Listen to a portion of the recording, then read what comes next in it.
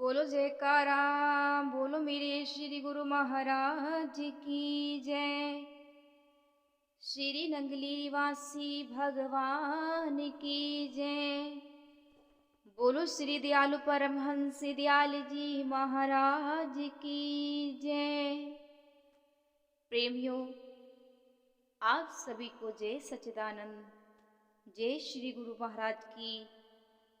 अद्भुत न्यायाधीश स्वामी जी के कुछ काल पहले बरनाल कोट खुदायार चन्योट में दर्शन दे चुके थे। गोजरा से भक्त करमचंद जी और भक्त रियाल राम जी की प्रार्थना पर स्वामी जी उनके गांव चकबंदी में पधारे थे। चकबंदी में भी श्री स्वामी जी का सत्संग होने लगा।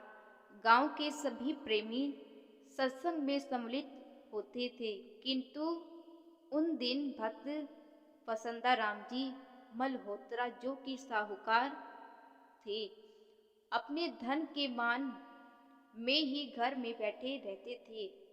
यदि किसी व्यक्ति ने आकर उनसे सत्संग में सम्मिलित होने के लिए कहा भी तो उन्हें इतना कहकर टाल दिया कि हमने बहुत ऐसे महात्मा देखे हैं, इसलिए मैं ऐसे सत्संग में जाकर क्या करूँगा। इनके मन में विचार था कि मैं धनवान हूँ, महात्मा जन संत लोग शायद मुझसे कुछ मांग न ले। इस कारण भक्त वसंताराम जी सत्संग में सम्मिलित नहीं होते थे। कुछ दिन के पश्चात भक्त वसंताराम जी के मन में विचार आया कि हमें चलकर और जाकर देखना चाहिए कि ये महात्मा जन कैसे हैं। लोग दूर दूर से इनके दर्शन करने को आते हैं, भला देखना चाहिए कि यह कैसा पाखंड है। तब थोड़ा सा प्रसाद लेकर स्वामी जी को दूर से प्रणाम करके प्रसाद एक ओर रखकर सत्संग श्रवण करने लगा। स्वामी जी के उस दिन भी गुरु महाराज जी की पुण्य स्मृति में आंसू बहाए और प्रेम पूर्ण सत्संग किया। भक्त वसंता राम जी ने जब स्वामी जी के ये प्रेम भरे वचन सुने तो उनसे पूछा, महाराज जी, यदि आपको इतना ही प्रेम अपने इष्टदेव भगवान के चरणों में है तो आप उनके दर्शन करने के लिए चले जाएं। स्वामी जी बोले, हमको अभी दर्शन करने के लिए आज्ञा पत्र नहीं आया है। इस प्रकार उन दिन रात्रि का सत्संग समाप्त हुआ। सब प्रेमी अपने अपने घरों में जाकर विश्राम करने लगे। रात्रि काफी थी। दूसरे दिन प्रातःकाल भक्त वसंताराम जी कचहरी में किसी मुकदमे के संबंध में जाना था। उनकी पेशी दूसरे दिन थी। उस मुकदमे में विजय पाना बड़ा कठिन कार्य था। जब भक्त वसंताराम जी सत्संग सुनने के पश्चात घर जाकर सोए तो उन्होंने एक स्वप्न देखा कि कचहरी में निश्चित समय पर न्यायाधीश की कुर्सी पर सांवले रंग के सफेद रेशमी चोले पहने हुए एक महापुरुष बैठे हैं, जिन्होंने गले में एक सुंदर माला पहनी और सिर पर गुलाबी रुमाल बांधा हुआ था। साथ ही उन्होंने आंखों पर सुंदर चश्मा लगाया हुआ है। ये महापुरुष अदालत कर रहे हैं। भक्त वसंताराम जी ने न्यायाधीश के इस भेष को देखकर लोगों से पूछा कि यह न्यायाधीश कब आए हैं, उन्होंने ऐसे वस्त्र क्यों पहने हुए हैं। तो पता लगा कि यह न्यायाधीश आज ही आए हैं। पहले न्यायाधीश का तबादला ट्रांसफर हो गया था।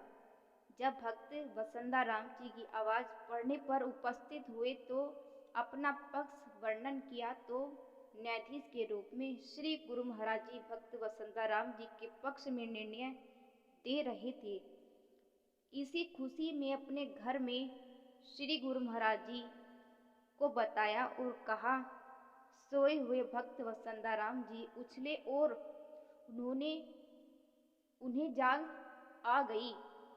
तब यह चकित होकर विचार करने लगे कि यह नए न्यायाधीश कैसे हैं, किंतु फिर उन्हें अपने मन का भ्रम जानकर और स्वप्न समझकर मन के संकल्प का दमन कर दिया। दूसरे दिन प्रातःकाल उठकर जब यह निश्चित समय पर कचहरी में पहुंचे तो न्यायाधीश ने इनका साधारण सा बयान सुनकर डिग्री दे दी। इनके पक्ष में निर्णय दे दिया कि जैसा कि इन्होंने स्वप्न में देखा था।